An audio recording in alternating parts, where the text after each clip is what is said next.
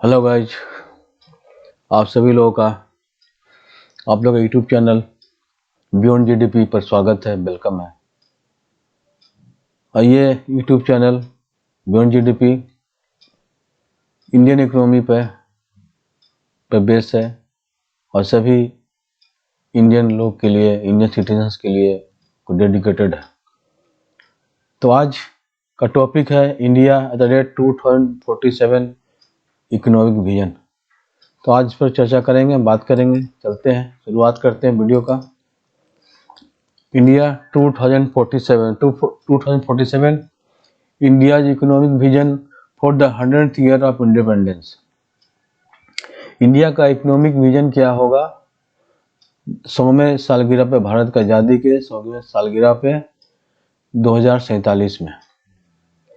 India at the rate 2047 long term national vision है, जो imagine करता है कि इंडिया किस तरह से दिखे जब ये 1000 साल पूरा करे अपनी आज़ादी का 2047 में।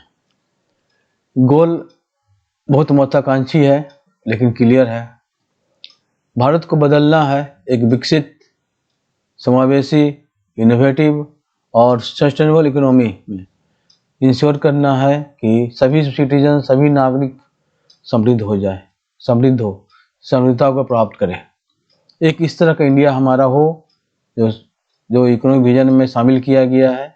इंडिया 2047 में भारत पूरी तरह से विकसित हो, समावेशी, इंक्लूसिव हो, सभी का उत्थान हो, इनोवेटिव हो और सस्टेनेबल इकोनॉमी हो, लगातार इकोनॉमी चलने वाली हो। विजन जो है सिर्फ हायर जीडीपी नंबर्स के लिए नहीं है ये विजन, लेकिन ये है क्वालिटी ऑफ लाइफ का, किसी का इंडियन सिटीजन का लाइफ का क्वालिटी बहुत अच्छा हो, उन्नत हो, अपॉर्चुनिटीज हो, अवसर हो आगे बढ़ने का, डिग्निटी हो सभी को और ग्लोबल लीडरशिप हो। तो यहाँ पर मतलब क्या, डेवलप्ड इंडिया मीन बाय 2047 क्या है? इसका मतलब डेवलप्ड इंडिया 2047 में इसका मतलब है develop India under India rate 2047 means higher per capita income.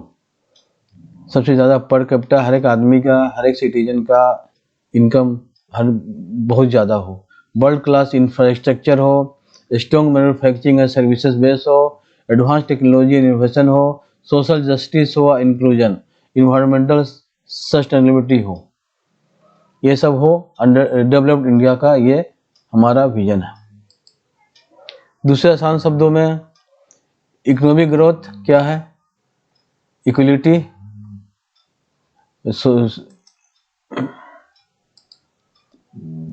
Economic growth हो, आर्थिक वृद्धि, सोशल इक्वलिटी, सामाजिक समानता, सस्टेनेबिलिटी, निरंतरता चलती रहे। ये हमारा विजन है इंडिया 2047 का।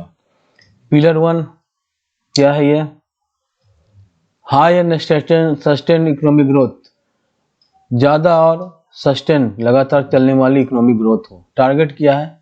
इंडिया को बनाना है 30 से 35 ट्रिलियन डॉलर का इकोनॉमी 2047 तक।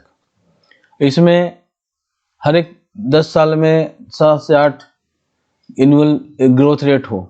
लेकिन कैसे संभव है? इसके लिए हमें इंफ्रास्ट्रक्चर इन्वेस्टमेंट करना होगा, मैन्युफैक्चरिंग एक्सपोर्ट्स को बूस्ट करना होगा, डोमेस्टिक कंजम्पशन को मजबूत बनाना होगा। एग्जाम्पल के लिए infrastructure push, massive investment in highway, ports, railways, airports, logistic corridors, reduce cost and increase productivity.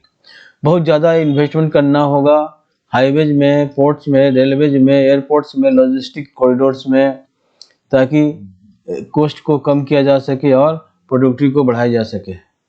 एक स्टडी है नेशनल हाईवे का एक्सपेंशन प्रोग्राम, इसने जाल बिछा रखा, अपने बिछाते ही चला जा रहा है। ये अपने हाईवे का रोड का जाल बिछाया जा रहा है कि ट्रैवल टाइम कम होता जा रहा है और लॉजिस्टिक कॉस्ट भी कम होता जा रहा है। ये हमें हमारे एमएसएमई, मीडियम साइज जो हमारे इंटरप्राइजेज है, स्मॉल मीडियम स्मॉल का, उसको और एक्सपोर्टर को उसमें काफ़ी मदद मिल रही है। पिलर 2 है manufacturing power house, make in India 2.0। Vision क्या है इसका मैन्युफैक्चरिंग पावर हाउस का? Manufacturing share in GDP to rise from 15% to 25%।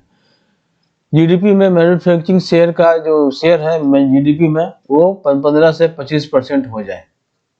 यह हमारा manufacturing power house make in India 2.0। India global manufacturing hub होना है, बन जाए। की फोकस एरिया में क्या है? इलेक्ट्रॉनिक सेमीकंडक्टर क्षेत्र में, डिफेंस मैन्युफैक्चरिंग क्षेत्र में, इलेक्ट्रिक व्हीकल्स क्षेत्र में, फार्मास्यूटिकल्स और बायोटेक इस क्षेत्र में। इलेक्ट्रॉनिक्स का मैन्युफैक्चरिंग का कैसे लेते हैं? India has become one of the world's largest smartphone manufacturing basis, reducing imports and creating millions job.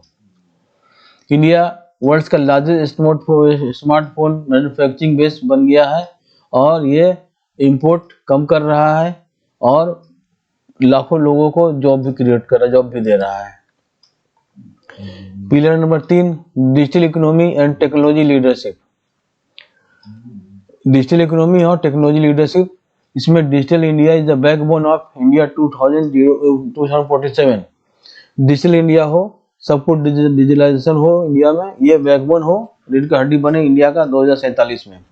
क्या क्या अचीवमेंट्स होना चाहिए? डिजिटल पेमेंट्स रेगुलेशन हो चुका है शुरुआत, financial inclusion through digital platforms, ये हमारा बैंक वगैरह में सबका खाता खुला, फाइनेंशियल इंक्लूजन डिजिटल प्लेटफॉर्म से के जरिए हो। ई गवर्नेंस एंड ट्रांसपेरेंसी हो।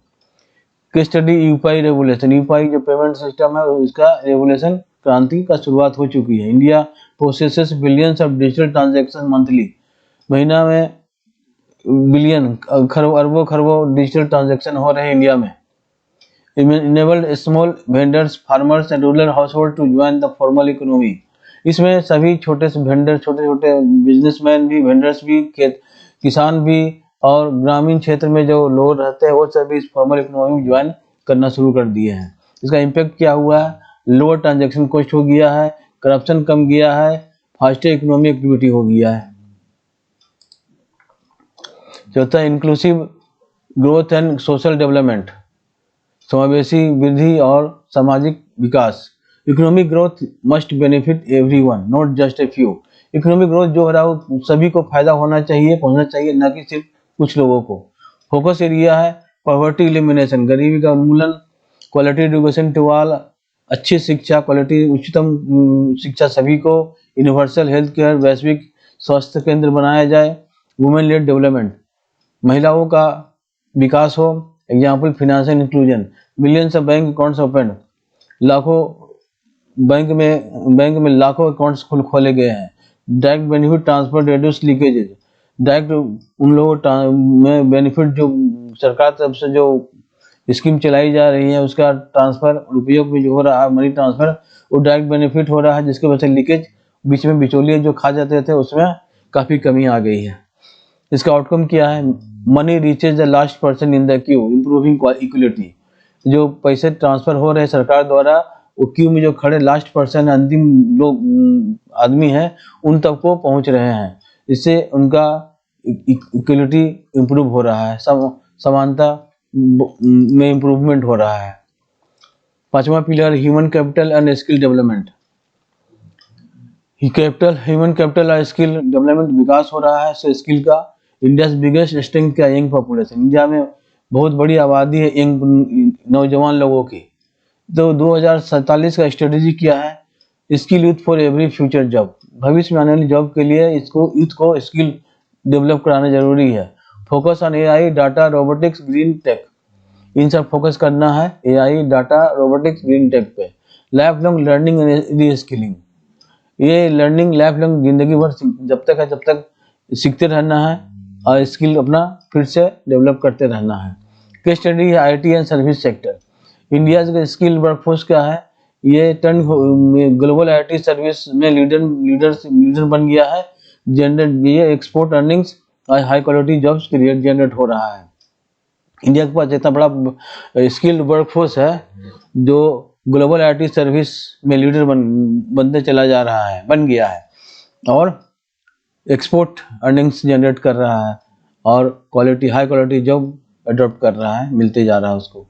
छठा पिलर है green growth and sustainability. India at rate 2047 strongly alliance growth with climate responsibility. ये 2007 जो है ये मजबूती के साथ ग्रोथ को क्लाइमेट रिस्पॉन्सिबिलिटी के साथ ऐलान किए हुए हैं। गोल किया है नेट जीरो इमिशन बाय 2070 तक जो कार्बन का इमिशन है, कार्बन डाइऑक्साइड का, वो जीरो हो जाना चाहिए। Massive renewable energy adoption, massive renewable energy adoption है, उसको एडॉप्ट किया जा रहा है। Electric mobility and green hydrogen, इस पर भी जोर दिया जा रहा है। केस स्टडी है solar energy, India is among the world's largest solar power producer reducing fossil fuel dependence.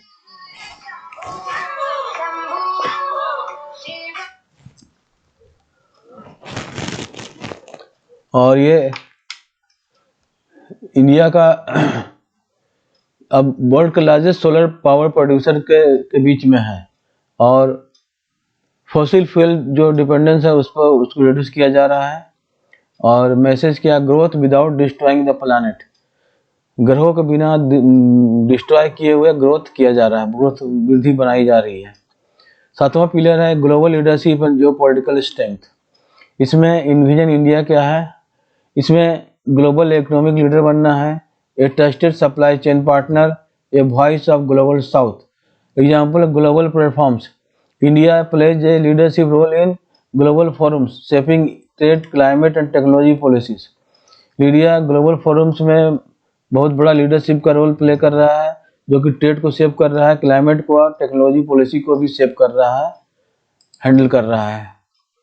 Economic structure of India 2047, economic structure क्या होगा, ये सेक्टर है, ये एक्सपेक्टेड रोल है। एग्रीकल्चर में क्या होगा इंडिया का, high priority agritech driven, manufacturing में ग्लोबल एक्सपोर्ट इंजन, सर्विसेज में innovation, finance, IT and AI, MSc में एम्प्लॉयमेंट बैकबोन, स्टार्टअप्स में इनोवेशन एंड डिस्ट्रप्शन। चैलेंजेस क्या है 2007 में, big vision, every big vision faces hurdles, बहुत बाधाएं आती है। जो बड़ा विजन होता है ना, उसके रास्ते में बहुत बड़ा बाधाएं आती है। क्या है, बड़े बड़े संख्या में जो आबादी है उसको जॉब क्रिएशन करना होगा, और education of health care centre में क्वालिटी इम्प्रूव करना होगा, इनक्वालिटी, इनकम में जो इनक्वालिटी है उसको दूर करना होगा, क्लाइमेट में जो रिस्क है उसको दूर करना होगा, ग्लोबल इकोनॉमी अनसर्टेनिटी, ग्लोबल में वैश्विक जो आर्थिक स्थिति है अनिश्चितता का उसको दूर करना होगा। ये इंडिया 2047 का सक्सेस, सफलता डिपेंड करेगा पॉलिसी कंसिस्टेंसी पे, इंस्टीट्यूशनल रिफॉर्म्स पे, प्राइवेट सेक्टर पार्टिसिपेशन पे, सिटीजन कंट्रीब्यूशन पे। अब इसमें रोल ऑफ सिटीजन बिजनेस क्या होगा इंडिया का 2047 वाले विजन में, role of citizen and businesses. Government alone can not achieve India 2047, government अकेले इंडिया 2047 के विजन को अचीव नहीं कर सकती। इसके लिए सिटीजन को आगे आना होगा, अपने स्किल को अपग्रेड करना होगा, डिजिटल टूल्स को अपनाना होगा, इन्वायरमेंटली रेस्पॉन्सिबल बनना होगा। बिजनेसेस मस्ट, जो बिजनेस घराने हैं, बिजनेसेस चल रहे हैं, उसको इनोवेशन में इन्वेस्ट करना होगा, क्वालिटी जॉब्स क्रिएट करना होगा, सस्टेनेबल प्रैक्टिसेस फॉलो करना होगा। Why इंडिया 2047 मैटर्स, क्यों मैटर्स कर रहा है, क्यों जरूरी है ये एक गवर्नमेंट का प्लान नहीं है, ये एक नेशनल मूवमेंट है, राष्ट्रीय आंदोलन। ये भारत का एक ड्रीम है, जो कि भारत को प्रोस्पेरस, समृद्धि, पावरफुल, शक्तिशाली, इंक्लूसिव, समावेशी, इनोवेटिव, इनोवेशन और रिस्पेक्टेड ग्लोबली बनाता है। अगर ये अच्छी तरह से एक्सिक्यूट कर गया, ये चला गया, काम कर गया ये, तो 2047 में इंडिया जो है एक बहुत ही प्रभावी आर्थिक शक्ति का ये बनेगा, केंद्र बनेगा 21वीं सेंचुरी में, सिर्फ साइज में नहीं, वैल्यू में भी और इम्पैक्ट में भी। तो गाइस कैसा लगा ये वीडियो कमेंट बॉक्स में लिखें, और क्या किस टॉपिक को चाहते हैं आप इकोनॉमी पे तो हमें लिखें, कोशिश करूंगा पूरी तरह से जस्टिफाई करने का। हमारे यूट्यूब चैनल बियॉन्ड जीडीपी को जरूर सब्सक्राइब करें, लाइक करें, ज़्यादा शेयर करें और बेल बटन प्रेस करें, ताकि हमारा वीडियो अपलोड होते ही उसका नोटिफिकेशन आप तक पहुंच सके। तो मिलते हैं अगले वीडियो में, तब तक के लिए बाय बाय।